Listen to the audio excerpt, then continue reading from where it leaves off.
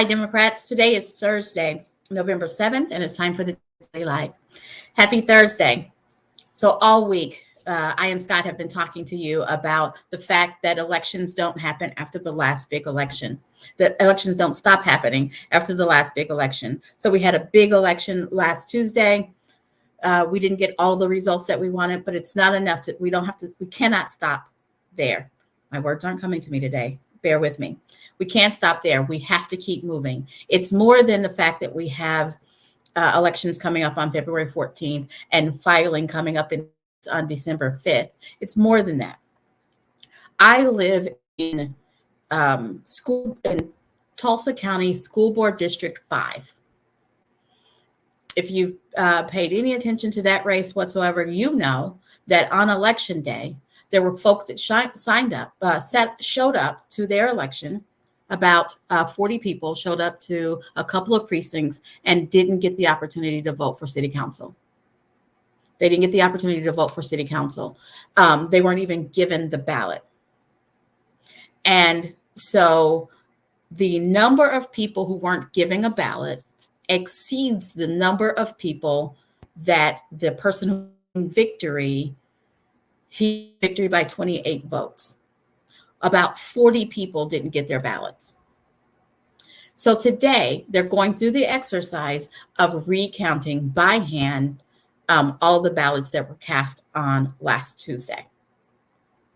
I'm glad that they're going through this process so that we can see, so that it's transparent and we know exactly how many ballots. Now, I'm confident that the guy who is claiming victory won by or has 28 more votes than the other guy. Here's the catch. Over 40 people didn't get the opportunity to cast a ballot either way in that race. And so they can count it all they want to. There are more people who didn't get an opportunity to vote than the number of votes that the person who's claiming victory is claiming victory over. Now, I said school board, I meant city council. In Tulsa, city council is a nonpartisan race. And that's why I'm not even talking to you about what Democrat, Independent, Republican. I'm talking about the folks in the race. About 40 people did not get the opportunity to cast a vote in that race, just weren't given the ballot. The person claiming victory is claiming victory by 28, just 28. I don't even care if the number's off and it's a tie. The reality is that 40 people weren't given the opportunity to cast their ballot in a race that was in their precinct, in their district, that they should have been able to cast their ballot. This is going on right now. This is going on right now. So democracy is happening right now. My hope, my desire is that we have a special election so that everyone, and yeah, I take it personally because it's the district I live in, but it's so that everyone gets an opportunity to vote. I had an opportunity to vote because I voted absentee by mail. So I got all of the ballot that I was supposed to have. But there were folks who cleared their calendar, showed up on Tuesday, showed their ID, went through line, and weren't given the opportunity to vote. And I believe that everyone should have access to the ballot box, and that means every ballot due them. Be educated when they get there and know that their vote's going to count. And in this instance, folks didn't have access to the ballot, and there are folks whose vote isn't going to count if we just keep recounting and discounting the fact that people who showed up weren't given the opportunity to weigh in on this decision. So that's going on right now. We can't just take our toys and go home. We can't forget about the election. We can't wait until the next election. The last election is still going on in parts of our state. So that's a big deal. Additionally, and here's a hard conversation I need to have with folks. Our candidates, all of our candidates, ran through the tape. They ran all the way until the election was over. And in Mikey's case, he's still running, but they ran. And in some instances, their invoices weren't keeping up with the race. And so they're getting some invoices, they're getting some bills after the election is over. If we want to keep Democrats running, even Democrats who aren't successful the first time they run, Democrats who run and don't get across the finish line, we have to help them pay their bills. It's just that simple. We have to keep raising money until they can pay their bills, so that when I go back to them and ask them, will they run in 2024? They don't say to me, I'm still paying off my debt from the last time. We need to help them out. I got a notice today from Act Blue that said that if they didn't win, their Act Blue accounts are going to be shut down by the end of November. So what I'm doing is I'm asking you, if you supported a candidate who didn't get across the finish line, please reach out and see if you can donate another $25 or another $100 to help them pay off their bills. They don't get to live on this money. They have to account for it. This is just helping them pay off their campaign account, so that when I ask them to run again, they're not bogged down with old debt. So if you supported a candidate that didn't make it across, give them a call, reach out to them on their websites because they're still up, and donate to them so that they can clear their accounts. Please help us in this way. So I don't know if you guys heard the news. Speaker Pelosi is not going to seek the speakership going forward. She's staying in Congress, but she's not going to run for speaker. So there will be a new minority speaker in the minority in Congress. End of an era. She's almost been there for 20 years. She's been there through several presidents. I don't know the number, several presidents. And it's a big deal.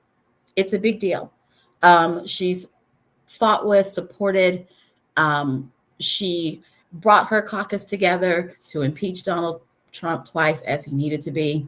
But she also brought her caucus together to vote for one of the most sweeping climate change bills that came across Congress when she was there. Nancy Pelosi, there's a lot that we owe her for and should be grateful for. Be interesting to see what happens next. Just want to make sure you guys are aware of that. She announced that today. It was, if you get an opportunity to watch the speech, it was pretty good. Other things that are happening on a national level that affect Oklahoma. We're starting yesterday.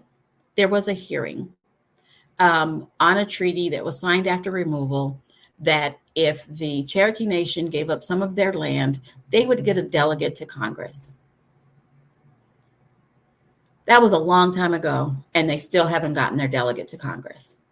And so right now that hearing is going on to make sure that America holds up its end of the treaty and make sure the Cherokee Nation has a delegate to Congress. If you have a relationship with your congressperson and they're a Republican, because all of them are, reach out and ask them to vote yes. Vote yes on confirming a seat, a delegate seat for Cherokee Nation. It's a lot, y'all. It's a lot. In the Senate, that was in the House. In the Senate, yesterday there was a vote on it was the Respect for Marriage. All the news talks about this as it's about marriage equality. Well, it kind of is about equality. It is about respecting marriages in whatever form they are. Respecting marriages between LGBTQIA2S plus folks, respecting interracial marriage, all of those. Striking that down also opens the door to strike down interracial marriages. And some of y'all are in trouble. It's important that we respect marriages however they are. This was a bipartisan bill where 12 Republicans signed on with the Democrats. But do not get confused. Don't, because neither of the senators from Oklahoma signed on. They both cited the Bible as their reason to say no on respecting marriage.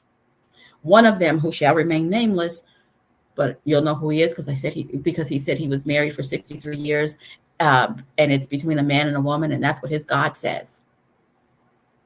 I'm happy that he's had a successful 63-year marriage. Good for him.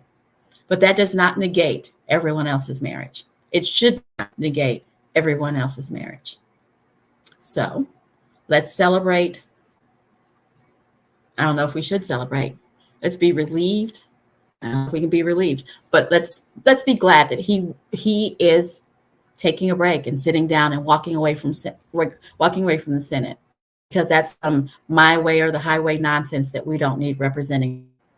The guy who replaced him, I don't know if he's any better, but on this particular issue, our current senators, both of them, voted against the Respect for Marriage Act. That's where we live, folks. We have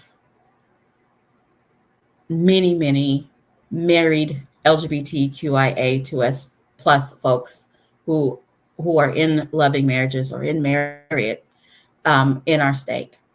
And both of our senators basically said, yeah, I don't respect that. I can't even tell you how many interracial marriages that I'm aware of, that I'm friends with, that I know. And both of our senators said, yeah, I can't respect that. That's where we live. And that's who we have to hold accountable going forward. Did I already say it's a lot? It's a lot.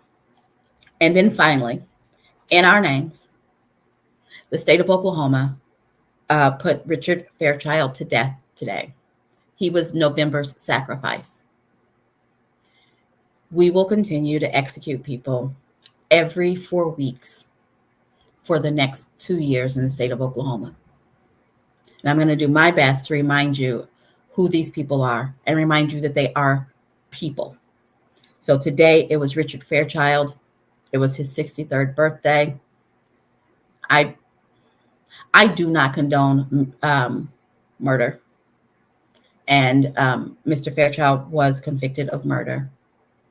I struggle with and do not condone and stand against the death penalty. But today, in our names in the state of Oklahoma, we put to death Richard Fairchild. And in 4 weeks, I'll tell you who we're putting to death in December. And in 4 weeks after that, I'll tell you who we're putting to death in January, because that's who we are in Oklahoma. And we can't lose sight of it. I know that's morbid. I know that's sad. But we can't lose sight of why we fight. We fight because we have a governor who has vowed to dismantle and defund public education. We fight because we have a governor who went to his attorney general and said, I need you to plan executions for 24 people in the next 2 years. Get it done.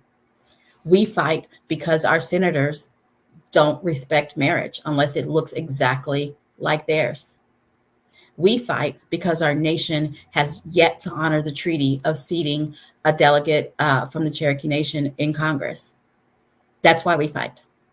And we have to continue to fight, continue to stay vigilant, and know what we're fighting for. All righty, guys, thanks for joining me, and I'll see you tomorrow at 4:15.